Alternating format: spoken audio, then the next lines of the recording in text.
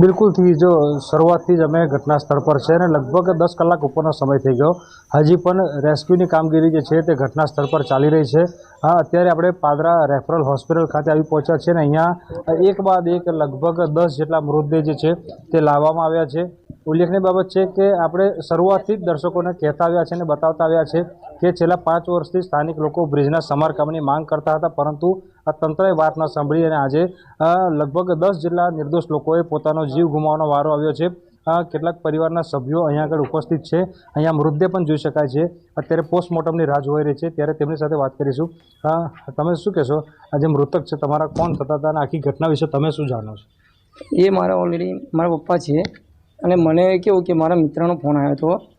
હું રહું છું બરોડા, પણ મારા મિત્રનો ફોન આવ્યો કે પપ્પા દુકાને એટલે નીકળ્યા છે ઘરેથી, તો આવ્યા છે કે નહીં આવ્યા. તો મેં તપાસ કરી પણ પપ્પા આવ્યા નહોતા. એટલે પછી મને વોટ્સઅપ પર ફોટો આવ્યો કે ભાઈ જો આ ચેક કરજો કદાચ કોણ છે. તો મેં જોયું તો પપ્પાનું મને લાગ્યું. એટલે પછી મેં ડાયરેક્ટ પછી ઘરેથી નીકળી ગયો. ડાયરેક્ટ કેવું મેં કીધું મેં ક્યાં ગયા કે પાદરા છે. એટલે પછી હું ડાયરેક્ટ પાદરા હોસ્પિટલમાં અહીંયા આવ્યો ઓલરેડી. એવું છે. એ ક્યાંથી ક્યાં જતા હતા તમારા ફાધર? એ પપ્પા છે ને ગંભીરાથી બરોડા જોબ પર જતા હતા. એવું છે. અહીંના સ્થાનિક લોકો સાથે અમે સવારથી ખડે પગે ઊભા છે. લોકોને એવું કહેવું છે કે 5 વર્ષથી બ્રિજના સમારકામની લોકો માંગ કરતા હતા, પણ તંત્રએ વાત સાંભળીને આજે 10 લોકોએ પોતાનો જીવ ગુમાવ્યો. કેટલી ગંભીર વાત માનો છો? ખરેખર તંત્રએ જાગવું જોઈતું હતું પહેલાં? જાગવું જોઈએ. ગંભીર તો છે જ. આ તમારે બ્રિજ જો પાસ થઈ ગયો હોય તો પછી બનાવવો જોઈએ ઓલરેડી. અને આજે નજીવી બાબતમાં નજીવું એમનું પેલી ખરું એના લીધે ભૂલના લીધે આ કેટલા જીવ ગયા. ત્યારે એક વસ્તુ કે બહુ દુઃખજનક છે. આજે મેં મારા પિતા ગુમાવ્યા એટલે મને ખબર છે કે આજે મારી જગ્યાએ બી કેટલા જણા સ્વજનો બધા જે ગયા છે તો એમને બી દુઃખ તો થાય જ ને. અરે આ ભૂલના લીધે કે બ્રિજ જે હતો એમને વ્યવસ્થિત કરવો જોઈએ, વ્યવસ્થિત નહીં કરી. અનેક એવા લોકો હતા કે જેમને પોતાના બાળકો ગુમાવ્યા, એટલે ઘડપણનો સહારો ગુમાવ્યો. તમે તમારા ઘરિવારના મોભીને ગુમાવી દીધા. કેટલો દુઃખભર્યો સમય છે. હવે શું થશે ભવિષ્યનું કોઈ અંદાજો ખરો? આમ તો અંદાજો ના લગાવી શકાય, એટલી દુઃખદ ઘટના છે. હવે જો હવે અમે તો દુઃખ વ્યક્ત કરીએ જ છીએ. હવે આના તો હું કહીશું, હવે અમારે તો કશું કહેવા જેવું રહ્યું જ નહીં ઓલરેડી. સમજી લો મેન વસ્તુ કે પિતા ગુમાવી દીધા. મોહ અમારો હતો એ તો ઓલરેડી ગતો જ રહ્યો છે.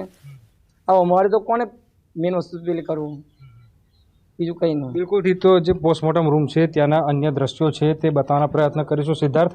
અને લોકો કહી રહ્યા છે કે તેમને પોતાના મોભી જે છે તે ગુમાવ્યા છે. કેટલાક લોકો જે છે તેમને પોતાના ઘડપણનો સહારો ગુમાવ્યો છે. ત્યારે આ પાદરા જે રેફરલ હોસ્પિટલ છે ત્યાં અમે પોસ્ટમોર્ટમ રૂમ તરફ આગળ વધી રહ્યા છે અને જોઈ શકાય છે કે પોલીસ સતત ખડે પગે લોકોની મદદ કરી રહી છે અને જે મૃતકો છે તેમનું પોસ્ટમોર્ટમ વહેલીમાં વહેલી તકે કરવામાં આવે અને મૃતદેહ જલ્દીમાં જલ્દી સોંપવામાં આવે એવા પ્રકારના પ્રયત્નો જે છે તે તંત્ર દ્વારા કરવામાં આવી રહ્યા છે. અત્યારે પાદરા રેફરલ હોસ્પિટલ ખાતે 10 જેટલા મૃતદેહ લાવવામાં આવ્યા છે અને હજી પણ ઘટના સ્થળની જો વાત કરીએ તો 2 જેટલા ટ્રક જે છે તે પાણીમાં ડૂબેલા છે અને એવો તંત્ર દ્વારા અંદાજો લગાવવામાં આવી રહ્યો છે કે જે ટ્રક છે એ ટ્રકની નીચે અન્ય મૃતદેહ પણ હોઈ શકે છે. એટલે એ ટ્રક બહાર નીકળ્યા બાદ જ જે મૃત્યુનો સાચો આંકડો છે તે બહાર આવી શકશે. અત્યારે તો જે પાદરા રેફરલ હોસ્પિટલ છે ત્યાં પોસ્ટમોર્ટમની પ્રક્રિયા જે છે તે કરવામાં આવી રહી છે અને સ્વાભાવિક વાત છે કે જ્યારે કોઈ વ્યક્તિ પોતાનો સ્વજન ગુમાવે ત્યારે પરિવારમાં માતમનો માહોલ હોય, ત્યારે ઉદાસ ચહેરા તમે અહીંયા પાદરાની રેફરલ હોસ્પિટલ ખાતે જોઈ શકશો કે લોકોની અંદર એક જાતનો ગમગીરીનો માહોલ જે છે તે જોવા મળી રહ્યો છે અને લોકો જે છે આપણી સાથે વાત કરવા માટે પણ સક્ષમ નથી. એટલી હદે માનસિક રીતે લોકો જે છે ત્યાં દુર્ઘટના બાદ ભાંગી પડ્યા છે. સિદ્ધાર્થ, અહીંયા આગળ મહત્વની વાત એ પણ છે હાર્દિક, કારણ કે જે દુર્ઘટના ઘટી 7:30નો સમય હતો. એક પરિસ્થિતિ એવી થઈ કે લોકો બચાવવા માટે આવવા ઈચ્છતા હતા. એક વ્યક્તિએ કહ્યું કે કેટલાક લોકો ગ્રામજનો હતા કે ઈચ્છતા હતા બચાવવા આવે, પરંતુ આવી ન શક્યા. પરિસ્થિતિ તે રીતની ન થઈ. રેસ્ક્યુ કામગીરી કઈ રીતે કરવામાં આવી હતી ત્યારે પણ?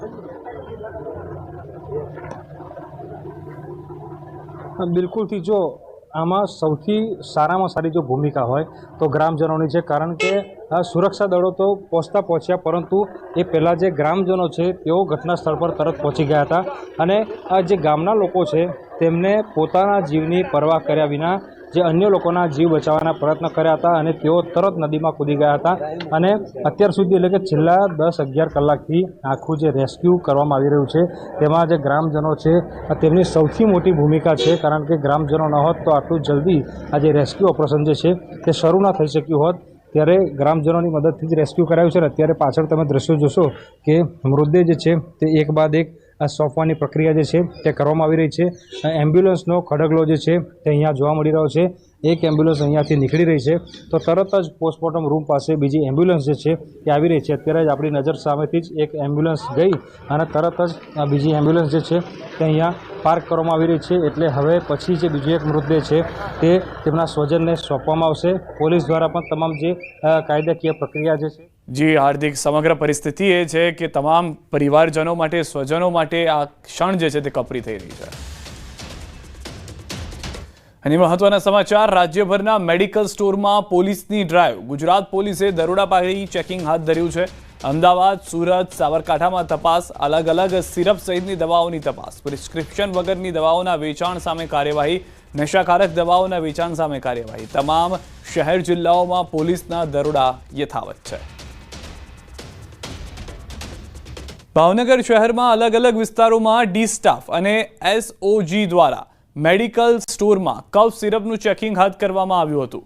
શહેરના શિલરશા ચોકમાં આવેલ સુપર મેડિકલ સ્ટોરમાં ફ્રૂટવાળી કફ સિરપનો જથ્થો મળી આવતા નિલમબાગ પોલીસ સ્ટેશનના પીએસઆઈ દ્વારા નોટિસ આપવામાં આવી હતી. જ્યારે અન્ય એક મેડિકલ સ્ટોરની દવાઓનું ચેકિંગ કરતા શહેરમાં આવેલ સુપર મેડિકલ સ્ટોરને નોટિસ આપવામાં આવી. ચેકિંગ દરમિયાન કફ સિરપનો મળી આવેલો જથ્થો જે પીવે તેને ઘેન ચડે અને ખાલી નશાકારક નથી તે પ્રમાણેની પણ પરિસ્થિતિ છે. તો હાલમાં સમગ્ર ગુજરાતની અંદર આ ડ્રાઈવ ચલાવવામાં આવી રહી છે. ભાવનગરની અંદર પણ મેડિકલ સ્ટોરમાં પોલીસે આ ડ્રાઈવ ચલાવી છે, જેમાં કફ સિરપ કે જેનો નશામાં ઉપયોગ કરતા હોય છે કેટલાક લોકો, નશાકારક સિરપ તરીકે તેનો ઉપયોગ કરવાના પ્રયાસમાં હતા. મેડિકલ સ્ટોર કે જે પણ ખોટી રીતે આનો સ્ટોક કરી અને વેચાણ કરી રહ્યા છે તેની સામે પણ પગલાં લેવામાં આવી રહ્યા છે. આ તરફ રાજકોટ નજીક આવેલા આણંદ પર નવાગામ નજીક આવેલો પુલ અતિ જર્જરિત હાલતમાં છે. બ્રિજની નીચેની સાઈડ અનેક જગ્યાએ મોટા ગાબડાઓ પડ્યા છે તો બ્રિજના પાયા પણ ખવાઈ ગયેલી હાલતમાં છે. બ્રિજ પરની સાઈડની પ્રોટેક્શન વોલ પણ પાતળા લોખંડના પાઇપની બનેલી છે. રાજાશાહી સમયમાં બનેલો આ પુલ 110 વર્ષ જૂનો હોવાનું જાણવા મળ્યું છે. રાજાશાહી સમયમાં બનેલા બ્રિજ હાલમાં ખૂબ જ નબળો પડી ગયો છે. બ્રિજ તરફ આ બ્રિજની પહોળાઈ પણ ખૂબ જ ઓછી છે અને એની સામે રોજ હજારો ભારે વાહનોની અવરજવર થતી રહે છે. આ પરિસ્થિતિમાં જો આ બ્રિજનું સમયસર સમારકામ નહીં કરવામાં આવે તો મોટી દુર્ઘટના સર્જાઈ શકે તેમ છે.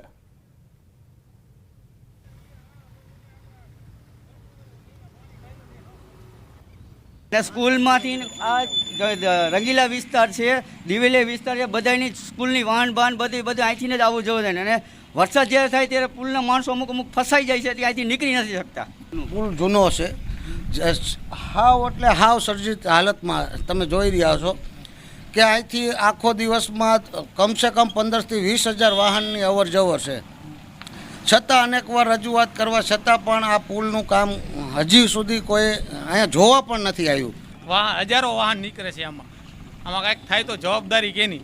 આણંદ વડોદરા વચ્ચે બનેલી પુલ દુર્ઘટના બાદ જાણે રાજકોટમાં પણ આવી જ કોઈ દુર્ઘટનાની રાહ જોવાતી હોય તેવી સ્થિતિ આ પુલની છે. આ પુલ છે તે રાજકોટના આણંદપર ગામ પણ આવેલો છે. આ પુલ પરથી જે છે દિવસ દરમિયાન હજારો વાહન પસાર થાય છે, જેમાં કહી શકાય કે ટ્રક સહિતના જે હેવી વ્હીકલો પણ પસાર થાય છે. બીજી તરફ આ બ્રિજ છે તે અત્યંત જર્જરિત હાલતમાં છે. ખાસ કરીને આ પુલની નીચે જે છે મોટા ગાબડાઓ પડેલા છે અને જો સમયસર એમની મરામત કરવામાં નહીં આવે તો જે છે અનેક જગ્યાએ મોટી દુર્ઘટના પણ સર્જાઈ શકે છે. અનેક લોકોના જીવ પણ જોખમાઈ શકે છે. ત્યારે આવી કોઈ દુર્ઘટના બને તે પહેલાં તંત્ર જાગે તે પણ ખૂબ જરૂરી હોવાનું લોકો માની રહ્યા છે. હાર્દિક જોશી, ન્યૂઝ 18 ગુજરાતી, રાજકોટ.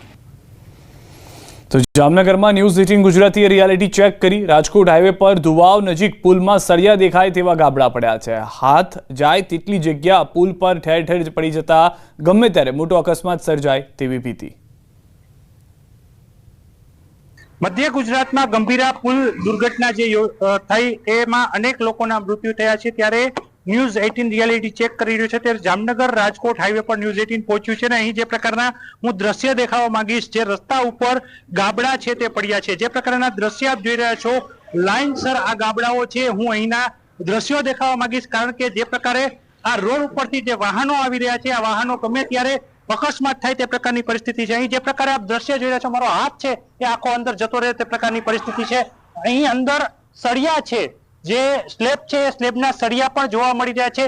ઠેક ઠેકાણે અહીંથી જે પ્રકારે આપ જોવો ત્યાં ગાબડા છે, આ ગાબડા મોટા ગાબડામાં પરિવર્તિત થયા અને મોટો અકસ્માત છે તે સર્જી શકે તેમ છે. જામનગરની અંદર જે રાજકોટ રોડથી પ્રવેશતા જ આ પ્રકારની પરિસ્થિતિ છે.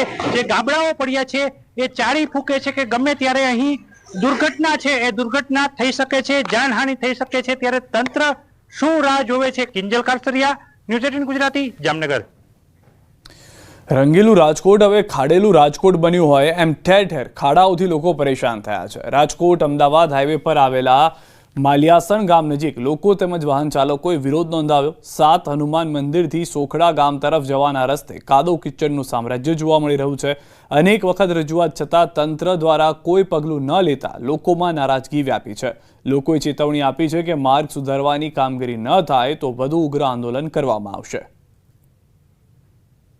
ચોમાસાના કારણે હાલ રાજકોટ સહિત સમગ્ર રાજ્યભરમાં ઠેર ઠેર ખાડા રાજ છે તે જોવા મળી રહ્યું છે. બીજી તરફ આપને હું દ્રશ્યો જે બતાવી રહ્યો છું, આ દ્રશ્યો છે 7 હનુમાન તરફથી સોખડા ગામ તરફ જતા આ રસ્તામાં જોઈ શકાય છે કે મસમોટા ખાડા છે અહીં જોવા મળી રહ્યા છે. કાદવ કીચડનું સામ્રાજ્ય છે તે ખાસ કરીને અહીં જોવા મળી રહ્યું છે અને આ જ બાબતના કારણોસર હાલ અત્યારે સ્થાનિકો દ્વારા છે તે વિરોધ છે તે દર્શાવવામાં આવી રહ્યો છે. ત્યારે સ્થાનિકો સાથે આપણે વાતચીત કરવાનો પ્રયત્ન કરીશું કે આખરે તેમનું શું કહેવું છે. શું કહેશો, કયા પ્રકારની આપની રજૂઆત છે? અમારી રજૂઆત એવી છે કે જે વિસાવદરની અંદર વાતો કદાચ પેરી જેવા રોડ છે એના અડધા ભાગના એ રોડ રિપેર કરે ને તો એમને થાય કે અમે અમારા રોડ રિપેર થયા. છેલ્લા 4 વર્ષથી આની પરિસ્થિતિ અને અનેક ગામના સરપંચોએ, અમુક તાલુકા પંચાયત સભ્ય, જિલ્લા પંચાયત સભ્ય અનેકો રજૂઆત કરવા છતાં તંત્ર કોઈ પણ પ્રકારનું ધ્યાન દેતી નથી. આ રોડ છે અમદાવાદ હાઈવેમાં એટલા ખાડા છે. આની પહેલા અમારા ગામની અંદર 6 જણાને એક્સપાયર મૃત્યુ થઈ ગયા હતા. તે દિવસે પણ અમે રજૂઆત કરેલી, પણ હજી લગી આજથી લગી સરકારે કોઈ પણ પ્રકારનું ધ્યાન દેતું નથી. તો આ તાત્કાલિક ધોરણે અમારો રોડ બને અને તાત્કાલિક ધોરણે ચાલુ થાય એવી અમારી સરકારશ્રીને નિવેદન અપીલ છે. ગામથી ગામ જોડતા માણસ જઈ શકે, ખાલી વાતુના બંકા જ મારે છે આ સરકાર. શું કહેશો, ખાસ કરીને આ જે રોડ છે અહીંયાથી કેટલા ગામમાં આગળ જવાનો રસ્તો છે ને હાલ કયા પ્રકારની હાલત છે? અત્યારે આ જે અમદાવાદ હાઈવે છે ત્યાંથી હનુમાનથી આપણે સોખડા તરફ જતો રસ્તો છે. અહીંયા 8-10 ગામની લોકોની અવર જવર છે. હજારો બાઇકો તથા અહીંયા ટ્રાન્સપોર્ટેશનના વાહનો પણ અવર જવર છે. અને આપ જોઈ શકો છો કે રસ્તામાં તમે જોવો ક્યાંય પણ પ્રકારની ડામર હોય એવું તમને દેખાતું નથી. રોડ નહીં તો ટોલ નહીં. હવે એવું જ આજે નવું સૂત્ર, રોડ નહીં તો કોઈ પણ પ્રકારનો દંડ નથી. હવે તમે અહીંયા પહોંચતા જ તમારે 10 મિનિટનો 1 કિલોમીટર કાપતા થાય છે. હવે તમે આગળ જાવ તો બરોબર તમને દંડવાળા ટ્રાફિક પર 1000 રૂપિયા લેવો, હેલ્મેટ પહેર્યું નથી, પીયુસી નથી, તો સરકારને રોડ નથી દેખાતા? જિલ્લા પંચાયતના સભ્યોએ, તાલુકાના સભ્યોએ, સરપંચોએ બધાએ વારંવાર રજૂઆત કરેલી, છતાંય કોઈ જવાબ દેતું નથી. હમણાં જો કોઈક મંત્રી આવતો હોય ને, કોઈક મંત્રી આ રોડ હેકવો હોય ને તો હમણાં એક જ કલાકમાં આ રોડ કમ્પ્લીટ થઈ જાય. બોલો, 1 જ કલાકમાં કોઈ ટ્રાફિક નો રહે, 1 કલાકમાં રોડ ટનાટન બનાવી દે. તો એને નથી દેખાતા? આ મંત્રીને જ રોડ હારા જોઈ છે, પબ્લિકને નથી જોતા? તંત્રની જ બેદરકારી છે. ચોક્કસ તો લોકો છે તે તંત્રની જ બેદરકારી ગણાવી રહ્યા છે. હું કેમેરામેનને વિનંતી કરીશ કે તે આ દ્રશ્યો છે તે બતાવવાનો પ્રયત્ન કરે. જોઈ શકાય છે કે અહીંયા કાદવ કીચડનું સામ્રાજ્ય છે તે જોવા મળી રહ્યું છે. બીજી તરફ લોકો છે તે હવે સૂત્ર પણ આપી રહ્યા છે કે રોડ નહીં તો ટોલ નહીં, અને સાથોસાથ રોડ નહીં તો દંડ નહીં, અને રોડ નહીં તો ટેક્સ નહીં. આ પ્રકારના સૂત્રો છે તે આપી રહ્યા છે. સ્માર્ટ સિટી સુરતમાં બિસ્માર રસ્તા અને ખાડાને લઈ જનતા તો ત્રસ્ત છે, પરંતુ જનપ્રતિનિધિ પણ હાલાકી વેઠી રહ્યા છે. વરાછાના ધારાસભ્ય કુમાર કાનાણીએ તંત્ર પર બળાપો કાઢ્યો. બિસ્માર રોડ રસ્તા માટે ધારાસભ્યએ તંત્રને જવાબદાર ગણાવ્યું. કુમાર કાનાણીએ કહ્યું કે ખરાબ રસ્તા અંગે લોકો અમને રજૂઆત કરે છે. સંકલન બેઠકમાં પણ વહીવટીતંત્ર પાસે જવાબ માંગ્યો હતો કે જે કઈ રોડ ધોવાયા છે, જે ખાડાઓ પડ્યા છે, એ સંપૂર્ણપણે વહીવટી તંત્રની જવાબદારી છે.